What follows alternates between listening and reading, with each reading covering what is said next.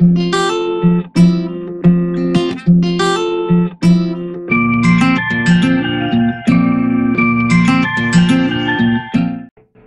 Friends, elevator চ্যানেলে আমি তোমাদেরকে ওয়েলকাম জানাচ্ছি। তোমরা যারা ম্যাকআউট ইউনিভার্সিটি থেকে 2024 সালে মনে করছো এমসিএতে অ্যাডমিশন নেবে, তোমরা এবছর 2024-এ জেকা এক্সাম দিয়েছো আমি জানি। তো আমি আশা করব তোমাদের পরীক্ষা ভালো হয়েছে এবং তোমাদের র্যাঙ্কটাও ভালো হবে। কিন্তু মনে রাখবে, আমাদের ম্যাকআউট ইউনিভার্সিটির আন্ডারে যে রেপুটেড কলেজগুলো আছে, এই কলেজগুলোতে চান্স পেতে গেলে কিন্তু জেকার যে র্যাঙ্ক, সেই র্যাঙ্কটা কিন্তু ভালো করতে হবে। মানে রেপুটেড কলেজগুলোতে অ্যাডমিশন কিন্তু কাউন্সিলিংয়ের বেসিসেই হবে এবং সেখানে কিন্তু র্যাঙ্ক অনুযায়ী হবে। তো তোমরা পরীক্ষা দিয়ে একটা তোমরা আইডিয়া করতে পারছো তোমাদের স্কোর কি আসতে পারে, মোটামুটি একটা রাফ আইডিয়া তোমাদের এসে গেছে। এবং অনেকে হয়তো ভাবছো যে, অনেকের হয়তো এটা হয়তো ড্রিম আছে যে আমি ম্যাকআউট ইউনিভার্সিটির এই কলেজ থেকে পড়বো। তো মোট কথা, ম্যাকআউট ইউনিভার্সিটি থেকে যদি তোমরা পড়বে বলে তোমরা এখন থেকে ঠিক করে রাখো, যদিও অ্যাডমিশন প্রসেসটা অনেক লং প্রসেস, রেজাল্ট বেরোবে, কাউন্সিলিং হবে। আমরা বরাবরই বলে থাকি, দেখো, অ্যাডভান্স পড়া শুরু করে দেওয়া উচিত, কারণ আর দেরি করা উচিত না। অলরেডি আগস্ট মাসে আমরা পড়ে গেলাম, কারণ আমাদের কিন্তু হাতে সময় খুব কম। সামনে যেহেতু পুজো রয়েছে, মানে আমাদের ফেস্টিভ্যাল সিজনটা ধরো অক্টোবর নভেম্বর মাসে কিন্তু কলেজ ছুটি থাকে, আমাদের ইনস্টিটিউটও ছুটি থাকে, সেক্ষেত্রে একটা টাইম গ্যাপ হবে। আর আরেকটা বিষয়, এখন ম্যাকআউট ইউনিভার্সিটির যেই সিলেবাস, এটা কিন্তু 2 বছরের সিলেবাস। এই 2 বছরের সিলেবাস হওয়াতে কি হয়েছে, আমাদের সেমেস্টারের ওপর লোড বেড়ে গেছে। মানে অ্যাভারেজে প্রায় 5টা থেকে 6টা করে সাবজেক্ট চলে এসছে। তো সেই এতগুলো সাবজেক্ট, তার সিলেবাস কিন্তু অনেক বড়।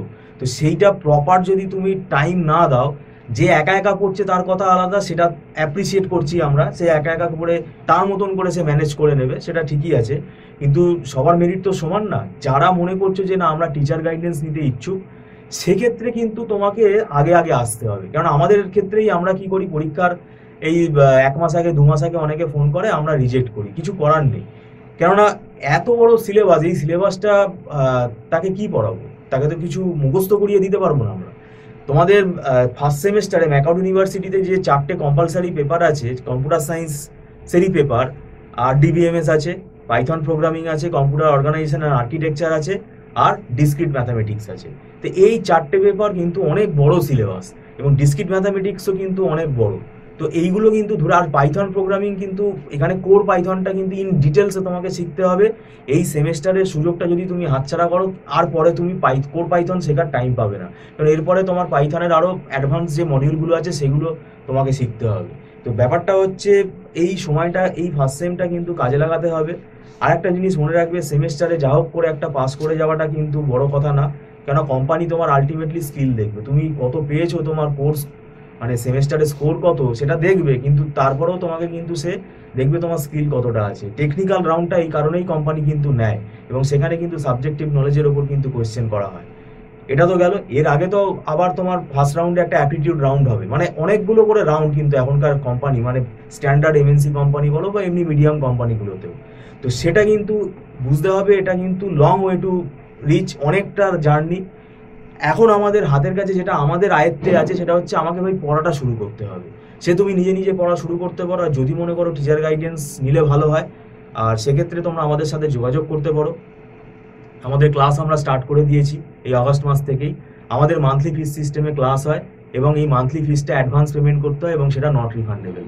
কারুর ভালো লাগলে সে কন্টিনিউ করতে পারবে, কোনো লামসাম টাকা এখানে চার্জ করা হয় না। আর একটা ফেসিলিটি আছে, যে যারা লেট করে আসবে তাদেরকে কিন্তু রেকর্ডিংটা পারচেস করে নিতে হবে, এবং রেকর্ডিং ক্লাসটাও কিন্তু মান্থলি বেসিসেই আমাদের এখানে প্রোভাইড করা হয়, সেটা একটু ডিসকাউন্টে হয়। আর একটা ব্যাপার, এখানে আমাদের একটা দেখবে সাবজেক্টের মধ্যে অনেকগুলো করে রেফারেন্স বই আছে।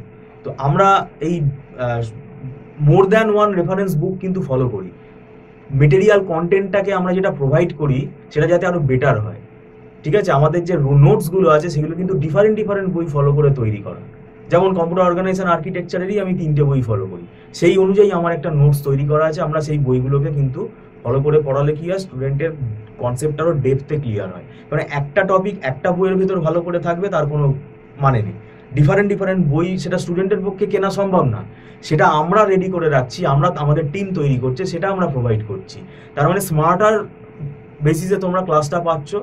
এই স্মার্ট ওয়েতে যদি ক্লাসটা করো, তোমার সিলেবাসটাও কভার আপ হবে, এবং সিলেবাসের ব্যাপারটা কি, লেট করে আসলে তো কিছু করার থাকবে না, এখনও হাতে সময় যেটুকু আছে এইটুকু সময়কেই কাজে লাগাতে হবে। আমি আশা করব তোমরা ব্যাপারটা বুঝতে পারছো। এবং কলেজ কবে খুলবে, কবে কাউন্সিলিং হবে, এগুলো তো প্রসেস চলবেই, কিন্তু তোমরা অ্যাটলিস্ট ম্যাকআউট ইউনিভার্সিটির সিলেবাস তো তোমরা ওয়েবসাইটে পেয়েই যাবে। এবং প্রত্যেকটা ইউনিভার্সিটির সিলেবাস কিন্তু প্রায় একই বলতে গেলে। সাবজেক্টগুলো হয়তো মানে এদিক ওদিক করে থাকে, মানে আগে পরে করে থাকে, হয়তো ফার্স্ট সেমেস্টারে আছে এটা, এটা অন্য ইউনিভার্সিটিতে হয়তো ওটা সেকেন্ড সেমেস্টারে আছে। তো পড়াটা তোমার বৃথা যাবে না, তা আমরা সেটাই বলতে চাইছি। তোমরা যদি অনলাইন ক্লাসে জয়েন করতে চাও তাহলে স্ক্রলে ফোন নম্বরে আমাদের সাথে কথা বলতে পারো। ভিডিওটা সম্পূর্ণ দেখার জন্য আমি তোমাদেরকে ধন্যবাদ জানাচ্ছি। Thank you so much.